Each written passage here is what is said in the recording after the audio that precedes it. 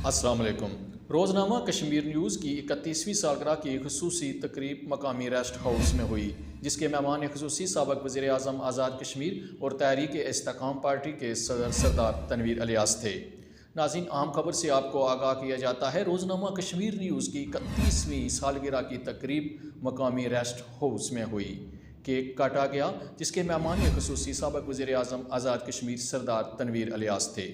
सरदार तनवीर इलियास ने chief editor Roznama Kashmir news Mirza Zahid Baig और उनकी टीम को खुसूसी मुबारकबाद पेश की और सहाफ़ियों से खसूसी गुफ्तगू भी की। उन्होंने क्या कहा, आइए सुनते हैं। बात है उनकी, जो भी एसोसिएशन है उसको जो जायज़ चीज़ें हैं उसको वो पूरा करें, लेकिन जो सियासी मामलात हैं ये उनकी डोमेन में नहीं आते। सियासी मामलात सियासी लोगों ने डिमांड करनी होती है, वो सियासी लोग पूरे करते हैं और उसमें पॉलिटिकल आपका प्रोसेस है।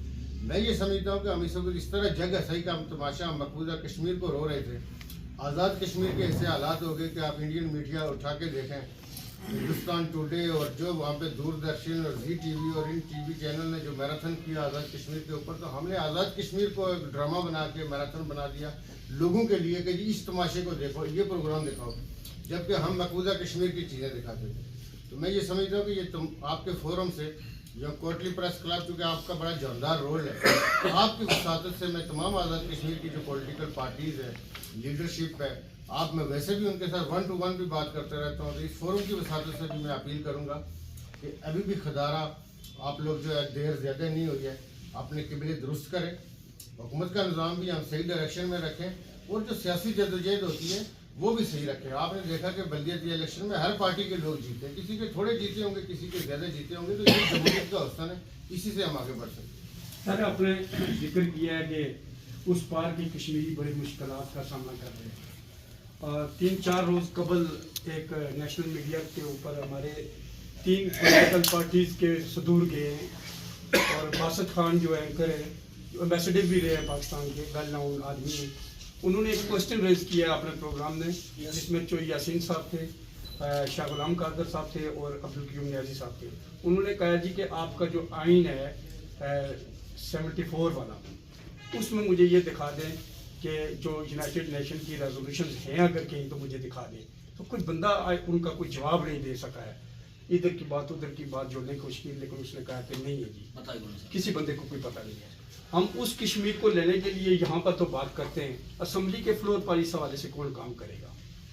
देखिए, बुनियादी तौर पर मैं ये समझता हूँ कि पहली बात तो ये कि आज़ाद कश्मीर का जो 74 का जो था ना, ये बेसिकली इसको कहते थे उबूरी एक्ट, ठीक है। तो प्रोविजनल एक्ट के तौर पे आज़ाद कश्मीर गवर्न होता है। मैं और रोज पे आपको ये कह रहा हूँ कि मेरा हमेशा ये था कि इसको उबूरी सिस्टम ख़त्म करो भाई। मैं आज़ाद कश्मीर की सियासत के साथ मेरा कोई लेना देना नहीं था। मेरे चाचा से सियासत करते थे, वो अल्लाह ताला उनके दर्जात बुलंद करे, सरदार सगीर शेरी, वो करते थे। मैं आज़ाद कश्मीर की सियासत के साथ मेरा कोई ताल्लुक नहीं था, लेकिन मैं ये क्वेश्चन ज़रूर जब आज़ाद कश्मीर के लोग मिलते थे तो ये कहता था कि जी इसको उबूरी एक्ट को ख़त्म करें। ये मैं समझता हूँ कि क्रेडिट जाता है राजा फारूक अब्दुल खान साहब की गवर्नमेंट को। तो उन्होंने जब अमेंडमेंट्स की 13 और 14 अमेंडमेंट्स की, तो उन्होंने इस उबूरी एक्ट को परमानेंट कॉन्स्टिट्यूशन बना दिया।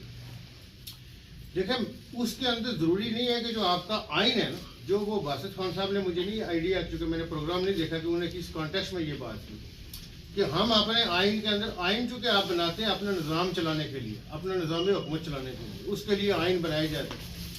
दुनिया में बरतानिया वाहिद ऐसा मुल्क है कि जिसका कोई रिटन आइन नहीं है, उसका कोई रिटन कॉन्स्टिट्यूशन नहीं है। वो प्रेसिडेंट के ऊपर चलता है और कन्वेंशन के ऊपर चलता है। वो अपने कन्वेंशन और प्रेसिडेंट्स को ही बेस बना के चलते हैं।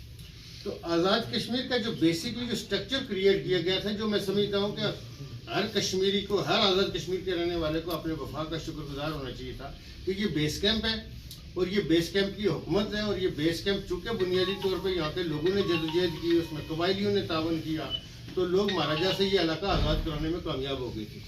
और कश्मीर का एक बहुत बड़ा हिस्सा देखें, कश्मीर 84,000 मतलब मरबा किलोमीटर का है, उसमें से 13,000 हम आज़ाद है, बाकी अभी हमने आज़ाद कराना है। तो तकरीब से साबिक़ सदर district bar Liaquat Mughal advocate और मिर्ज़ा ज़ाहिद बेग ने भी खिताब किया।